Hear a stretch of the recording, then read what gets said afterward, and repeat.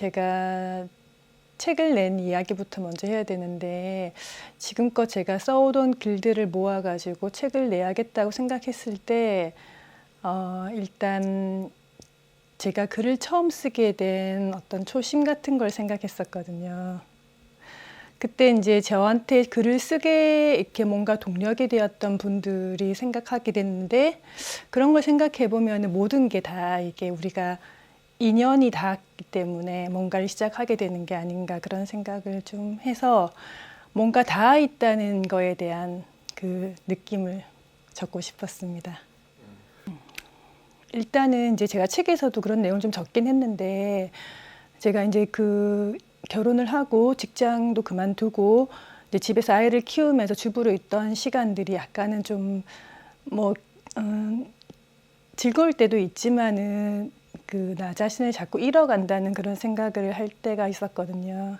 그러니까 그때 이제 저한테 힘이 되어줬던 게 책이었고, 그 책에 대한 이야기를 누군가 막 얘기를 하고 싶은데 막상 이제 그럴 분이 별로 없더라고요. 그러니까 그런 생각들을 혼자 이렇게 적어 나갔던 것도 있었고, 그리고 제가 사실은 말을 그렇게 막 이제 유창하게 잘 하는 사람이 아니어서 오히려 저는 글이 더 편했었거든요. 그래서 글을 쓰게 된 것 같습니다. 저는 대학에서 불문학 전공했습니다.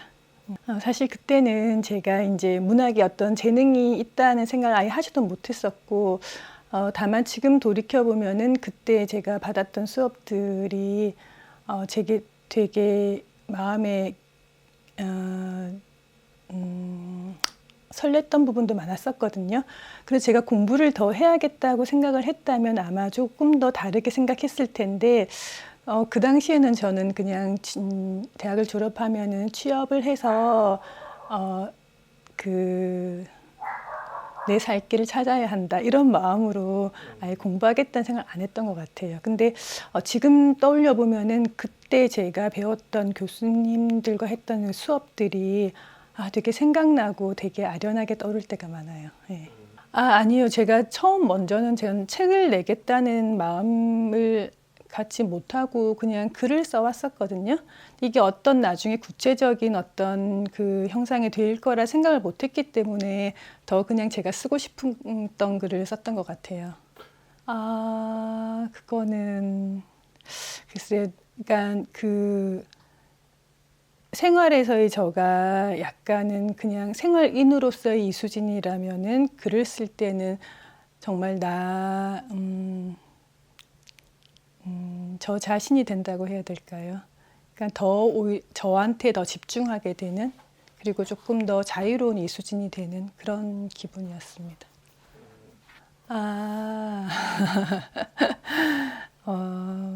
글쎄, 그걸 꼭 두 개 중에 하나를 선택할 필요는 없을 것 같아요, 저는. 근데 제가 약간 그 아이 키우면서도 사실은 제가 뭐 다 기술하진 않았지만은 너무 기쁘고 행복했던 순간들도 있었고, 그리고 물론 이제 그 이수진으로서 좀 못다한 일들이 좀 아쉽긴 하지만 그 삶도 저한테 되게 중요했다고 생각해요. 그리고 그 삶이 없었으면 제가 글을 썼을까, 그런 생각도 하거든요. 그래서 만약에 되돌아갈 수 있다면은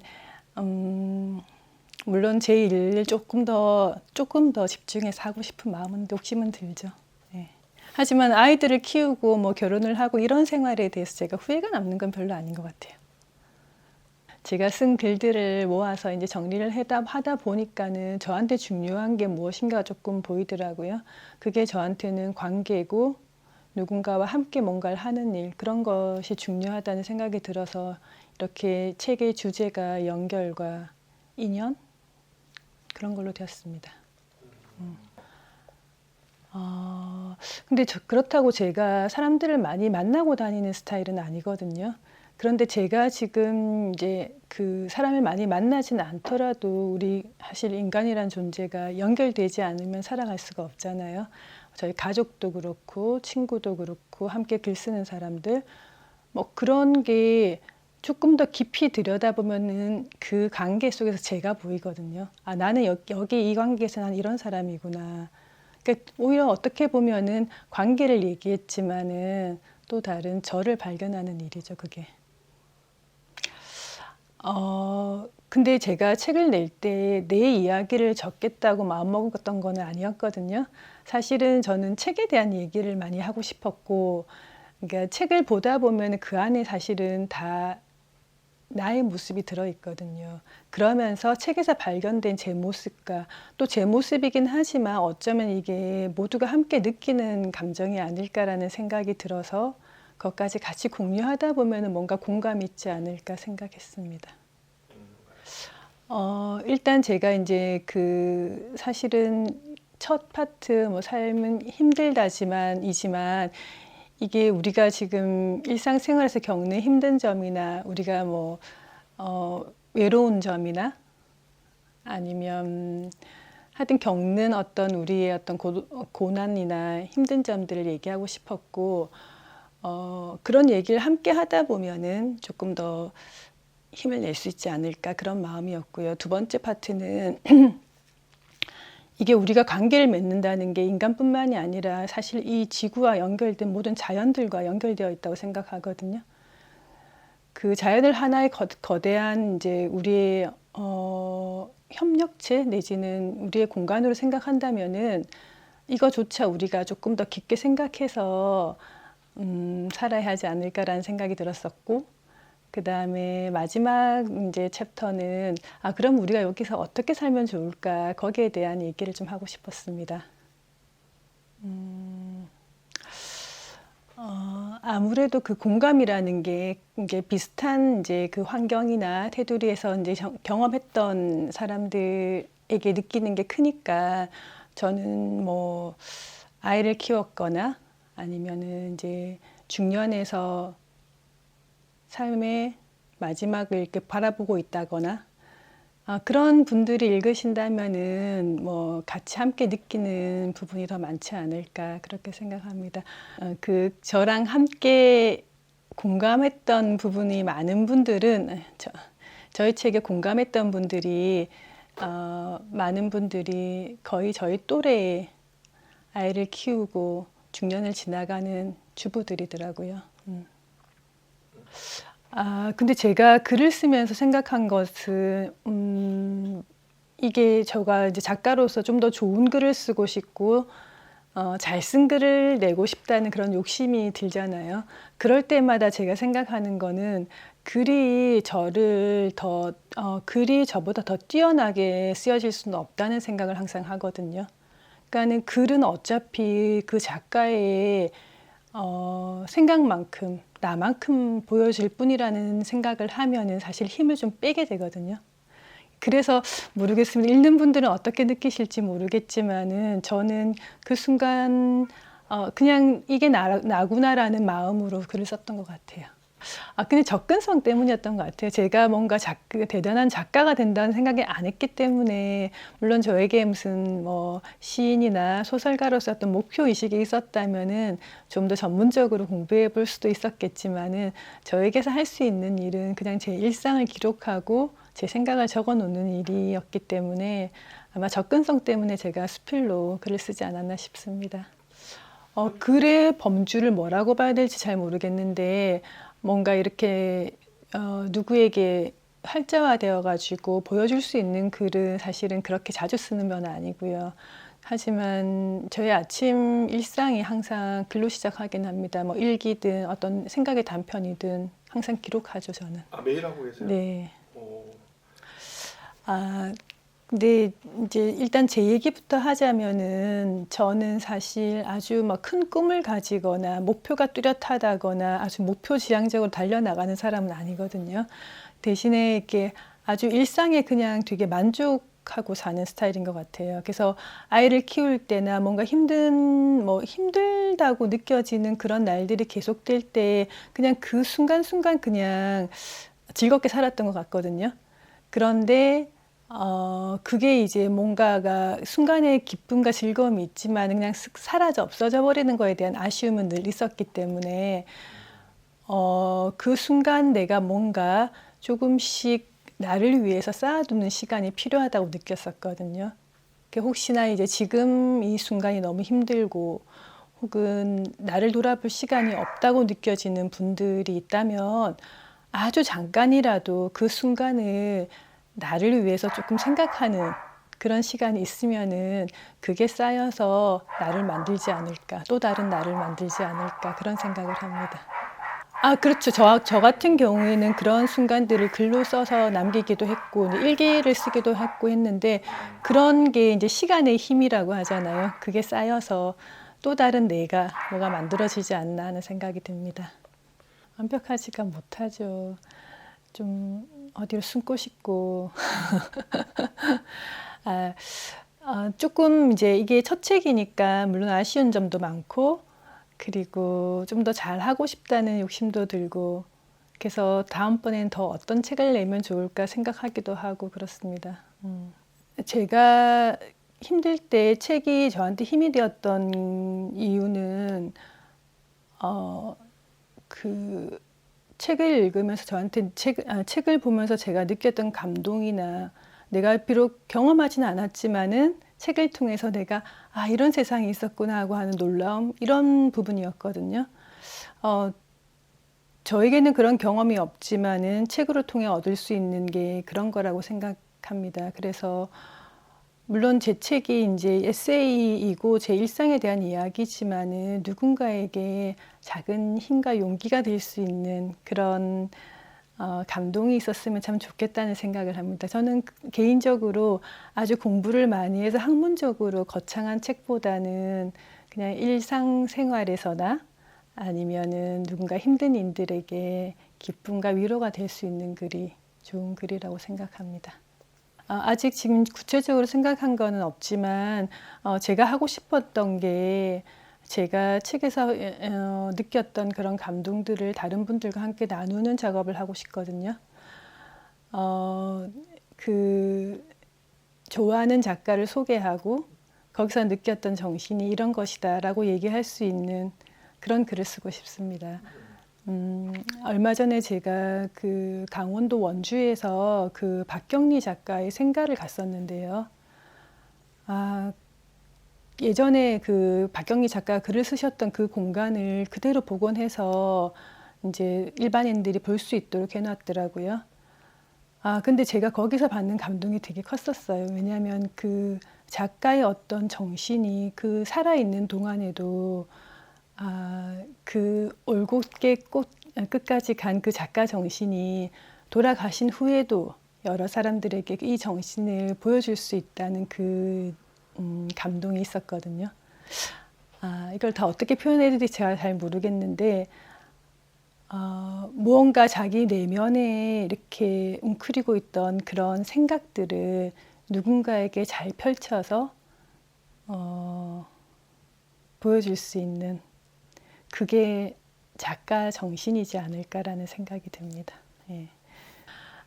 제가 좋아하는 작가가 너무 많지만 최근에 제가 열광적으로 읽고 있는 작가를 소개하자면은 그 올가 토카르추크라는 작가거든요. 이 책을 쓰신 분인데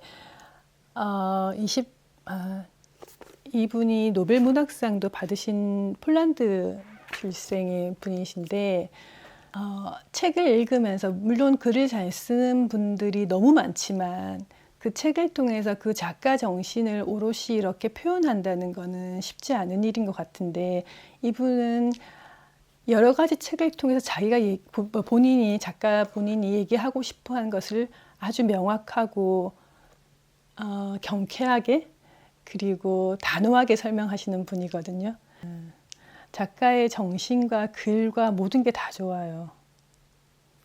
처음에 제가 글을 쓰는 것도 뭔가 책을 내겠다는 욕심에서 쓴 것이 아니었고 제 일상에 대한 생각들을 정리한 것이었는데 막상 책을 내게 되었을 때 낸다고 했을 때 너무나 세상에는 글을 잘 쓰고 멋진 작가들이 많은데 제 같은 무명이 글을 쓰는 게 어떤 의미가 책을 낸다는 게 어떤 의미가 있을까라는 생각을 좀 했었거든요.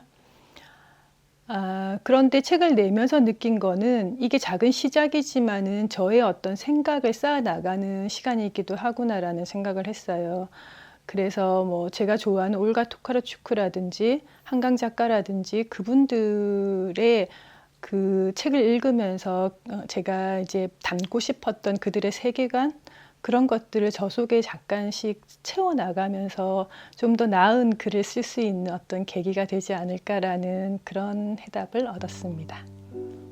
섬을 드나드는 배는 낮에만 운행되었기에 밤이 되면 인적이 끊겼다. 흔한 민박집도 식당도 찾아볼 수 없었다. 소록도는 중앙공원이라는 작은 공원을 사이에 두고 한센병 환자, 가족들이 지내는 환자 마을과 병원 직원들이 거주하는 직원 마을로 구분되어 있었다. 낮에는 주민들이 낚시도 하고 밭일도 하며 여느 농촌과 다름없는 일상을 보냈다. 저녁이 되면 모두들 집으로 돌아가 섬의 안락한 날개 죽지 아래 고요한 시간을 보내는 것 같았다. 우리가 지냈던 관사는 방 한 칸, 그리고 작은 부엌이 딸린 아파트로 치면 10평도 되지 않는 작은 주택이었다.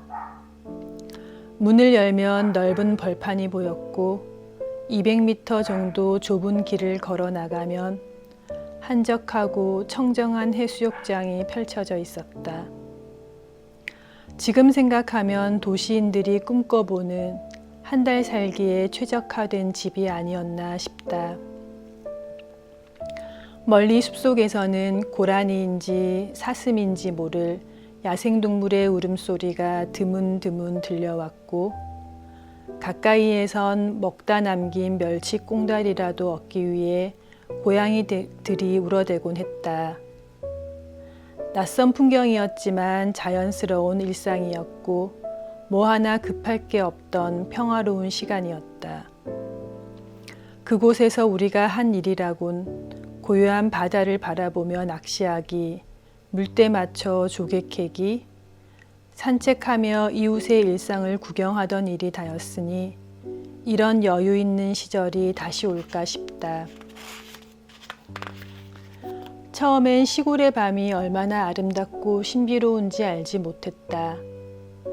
불빛 가득한 집에서 문을 열고 어둠 속으로 나아가는 일은 광활한 우주 밖 첫걸음을 내딛는 일이었다.